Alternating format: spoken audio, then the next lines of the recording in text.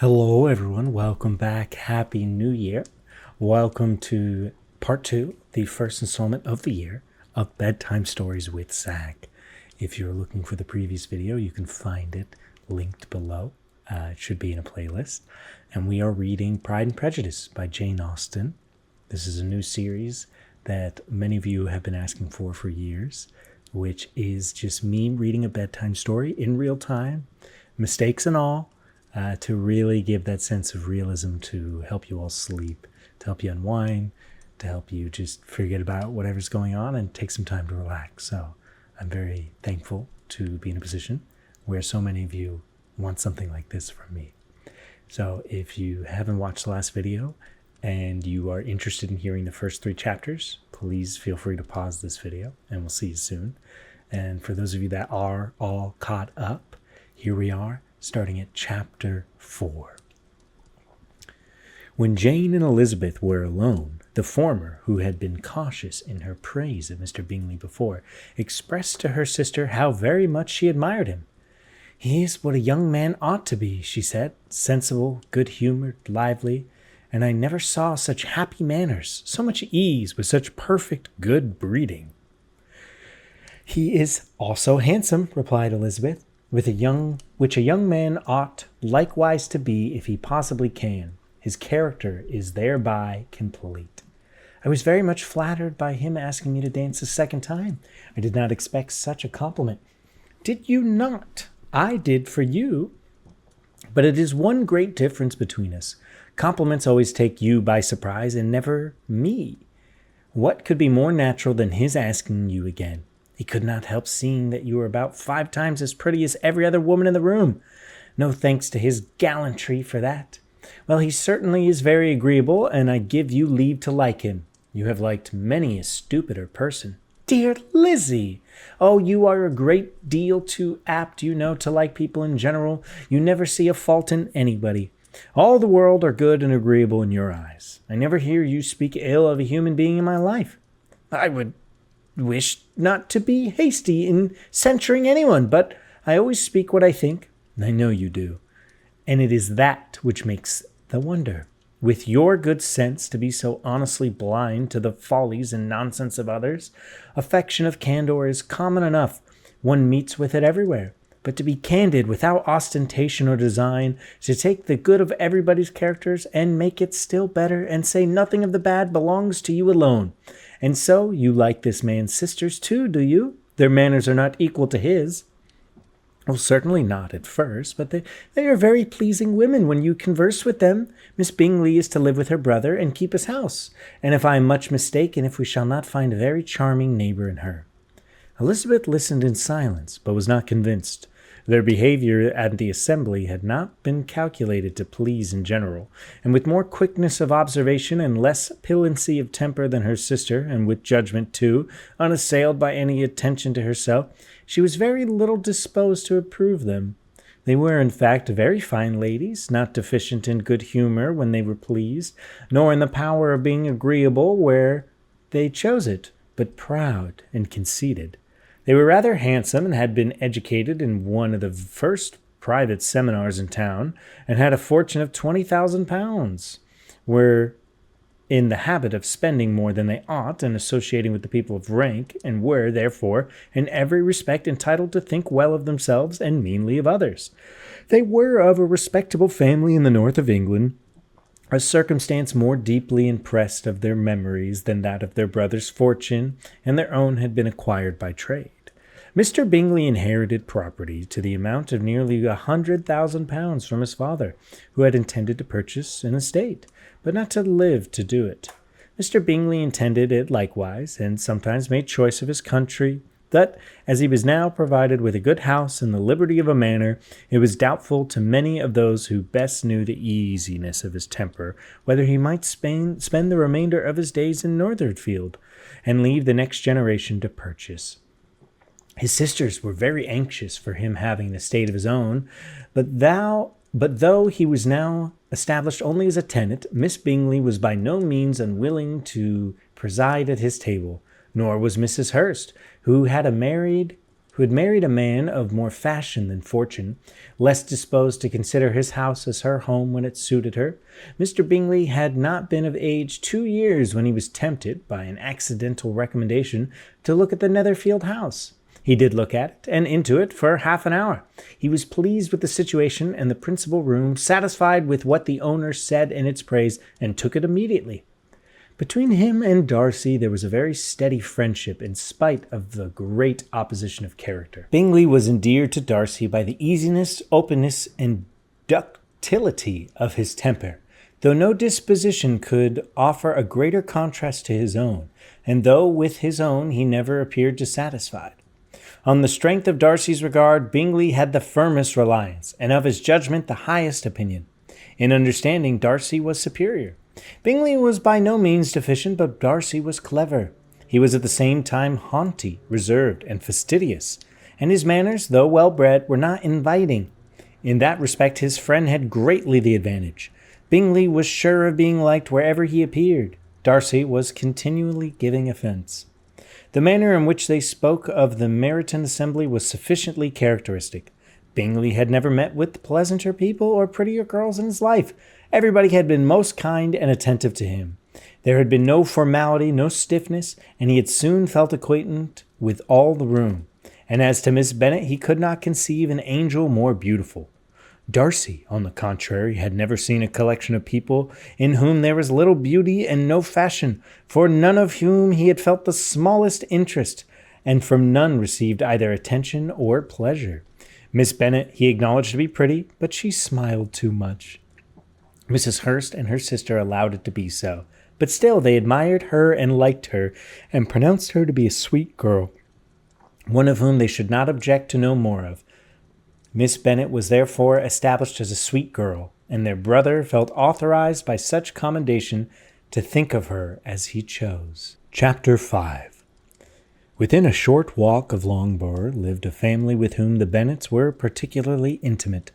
Sir William Lucas had been formerly in trade in Meryton, where he had made a tolerable fortune, and risen to the honour of knighthood by address to the king during his majority. The distinction had, perhaps, felt too strongly. It had given him a disgust to his business and his residence in a small town market, and quitting them both he had removed with his family to a house about a mile from Meryton, denominated from that period Lucas Lodge, where he could think with the pleasure of his own importance, and, unshackled by business, occupy himself solely in being civil to all the world. For though elevated by his rank, it did not render him superfluous. On the contrary, he was all attention to everybody. By nature inoffensive, friendly, and obliging, his presentation at St. James had made him courteous.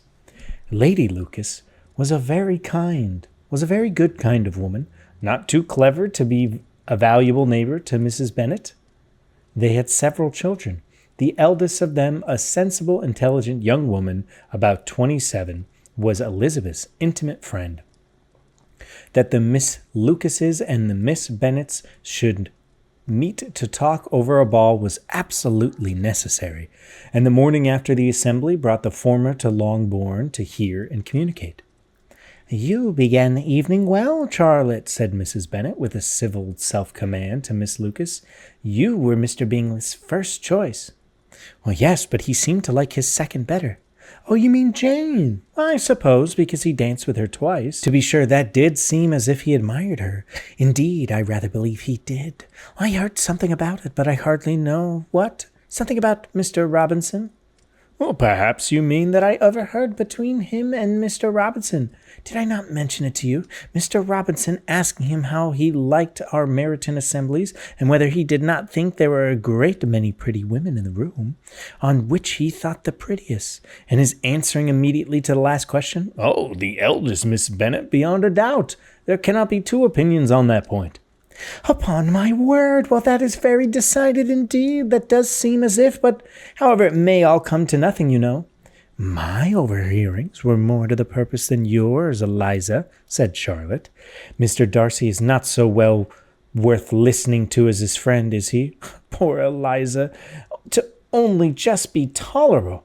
I beg you will not put into Lizzie's head to be vexed by his ill treatment, for he is such a agreeable man that it would make quite a misfortune to be liked by him. Mrs. Longs told me last night that he sat close to her for half an hour without once opening his lips." "Are you quite sure, ma'am? Is there not a little mistake?" said Jane. "I certainly saw Mr. Darcy speaking to her." "Aye, because she asked him how he liked Netherfield, and he could not help answering her. But she said he seemed very angry about being spoken to." "Miss Bingley told me," said Jane, "that he never speaks much unless among his intimate acquaintance. With them he is remarkably agreeable." "I do not believe a word of it, my dear. If he had been so very agreeable, he would not have talked to Mrs. Long. But if I could guess how it was, everybody says that he is eat up with pride, and I dare say he heard somehow that Mrs. Long does not keep a carriage, and had to come to the ball in a hack chaise." "I do not mind his talking to Mrs. Long," said Miss Lucas, "but I wish he had danced with Eliza." "Another time, Lizzie," said her mother. "I would not dance with him if I were you. I believe, ma'am, I may safely promise you never to dance with him." "His pride," said Mrs. Lucas, "does not offend me so much as pride often does, because there is an excuse for it. One cannot wonder that it is so very fine a young man, with family, fortune, everything in his favor, should think highly of himself. If I may so express, he has a right to be proud." "That is very true," replied Elizabeth. "I could easily forgive his pride, if he had not mortified mine." "Pride," observed Mary, who had piked herself up upon the solidarity of her reflections, "is a very common failing, I believe. By all that I have ever read, I am convinced that it is very common indeed, that human nature is particularly prone to it, and that there are very few of us who do not cherish a feeling of self-complacency on the score of some other quality or another, real or imaginary.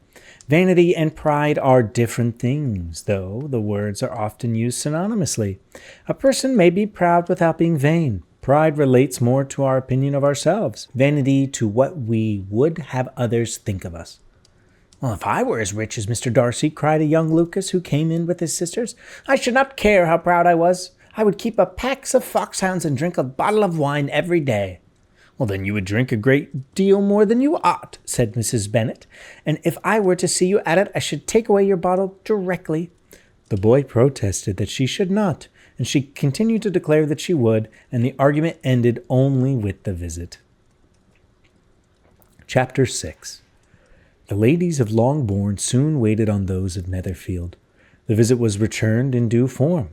Miss Bennet's pleasing manners grew on the goodwill of Mrs. Hurst and Miss Bingley, and though the mother was found to be intolerable, and the younger sisters not worthy of speaking to, a wish of being better acquainted with them was expressed towards the two eldest. By Jane this attention was received with the greatest pleasure, but Elizabeth still saw superciliousness in their treatment of everybody, hardly expecting even her sister, and could not like them, though their kindness to Jane, such as it was, had a value as arising in all probability from the influence of their brother's admiration.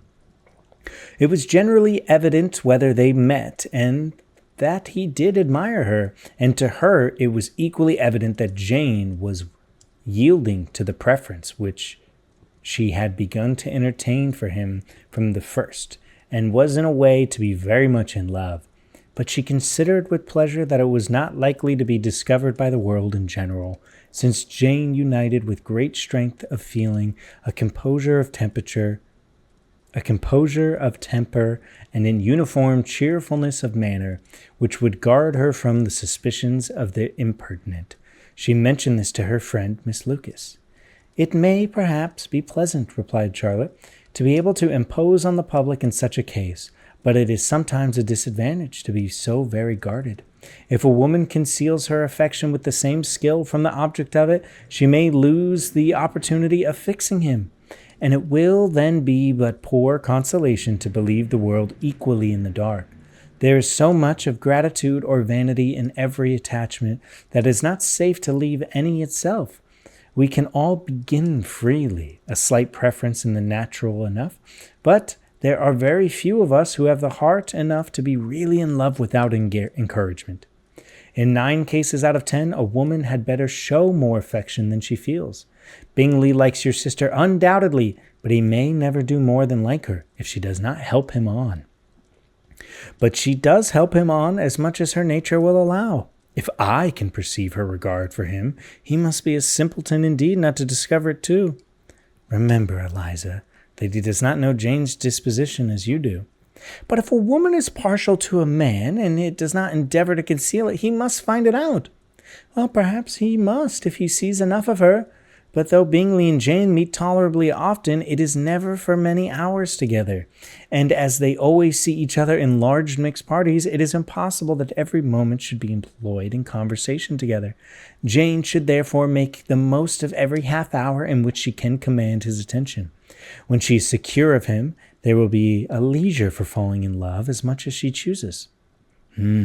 Your plan is a good one, replied Elizabeth, where nothing is in question but the desire of being well married.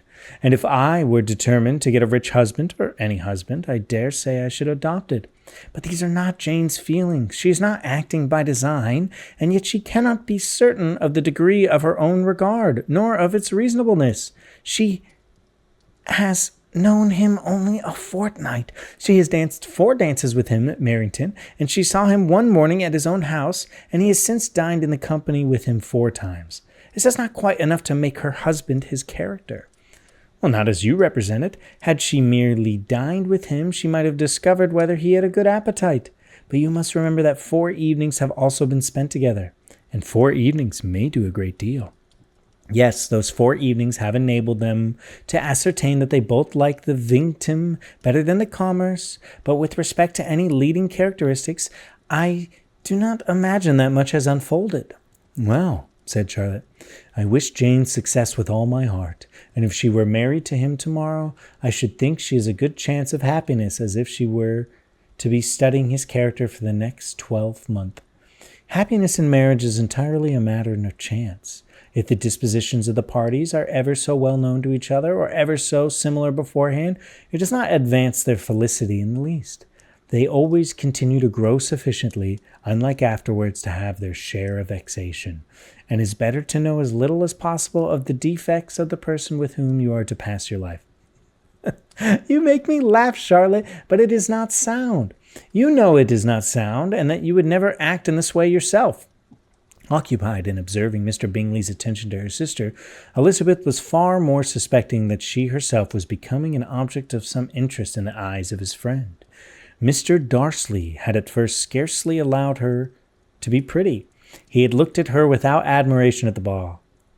When they next met, he looked at her only to criticize, but no sooner had he made it clear to himself and his friends that she had hardly a good feature in his face, that he began to find it was rendered uncommonly intelligent by the beautiful expression of her dark eyes. To this discovery succeeded some others equally mortifying. Though he had detected with a critical eye even more than one failure of perfect symmetry in her form, he was forced to acknowledge her figure to be light and pleasing.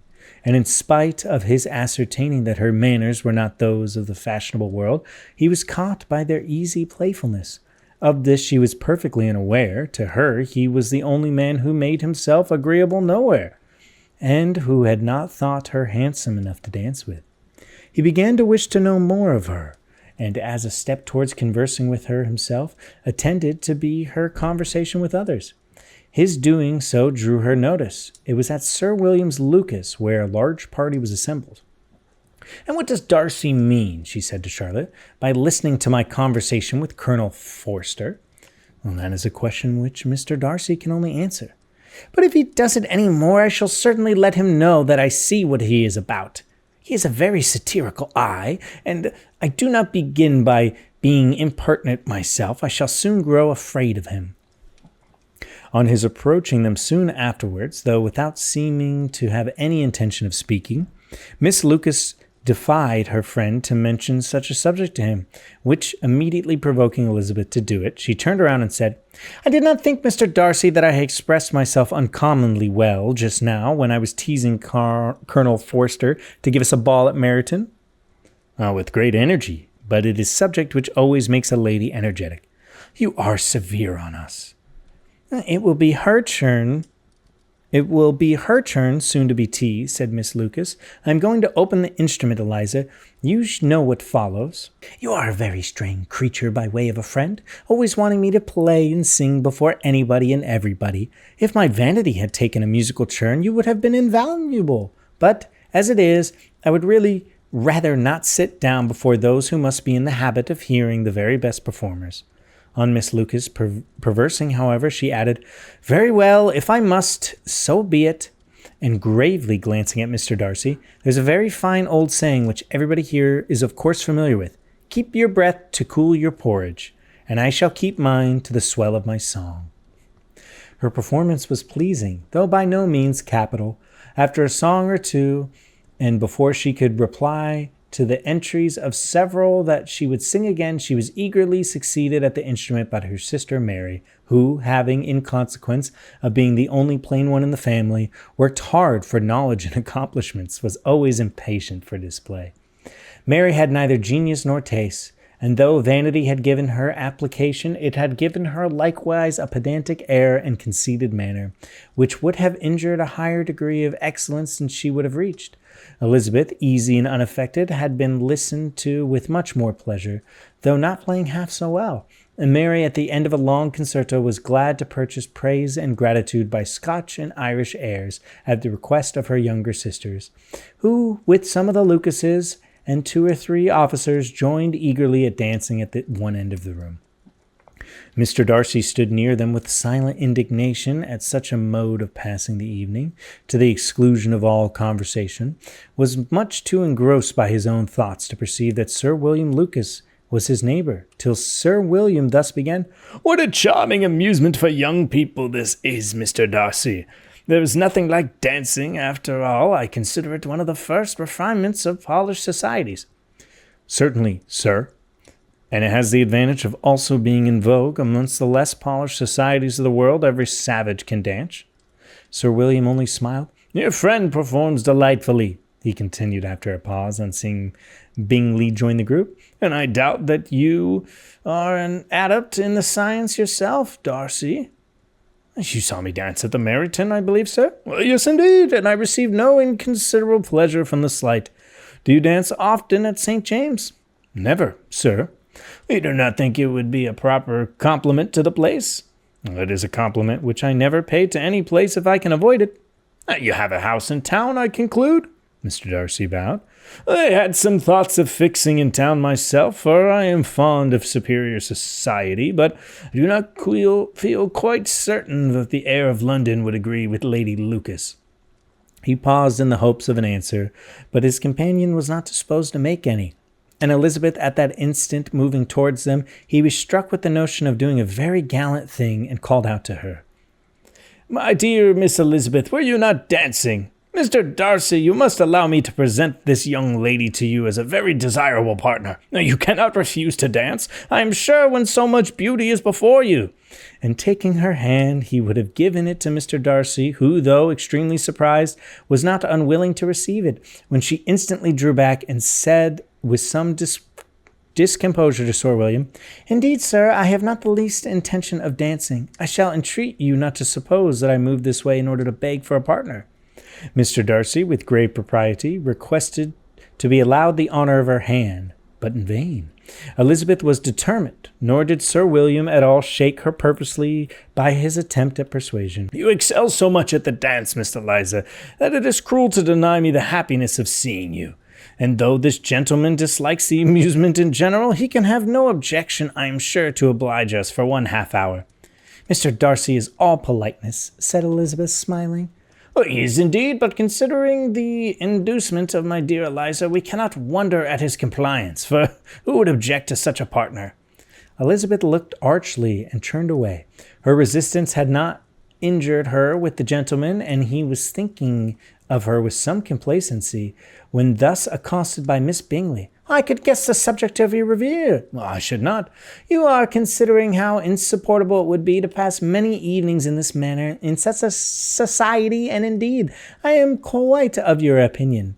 I was never more annoyed. The instupidity, and yet the noise, the nothingness, and yet the self-importance of these people, what I would give to hear your strictures on them. But your conjecture is totally wrong, I assure you. My mind was more agreeably engaged. I have been meditating on the very pleasure which a pair of fine eyes in the face of a pretty woman can bestow. Miss Bingley immediately fixed her eyes on his face, and desired what he would tell what lady had the credit of inspiring such reflections. Mr. Darcy replied with great intrepidity, Miss Elizabeth Bennet. Miss Elizabeth Bennet, replied Miss Bingley. I am all astonishment. How long has she been your favourite? And I pray when I am to wish you joy.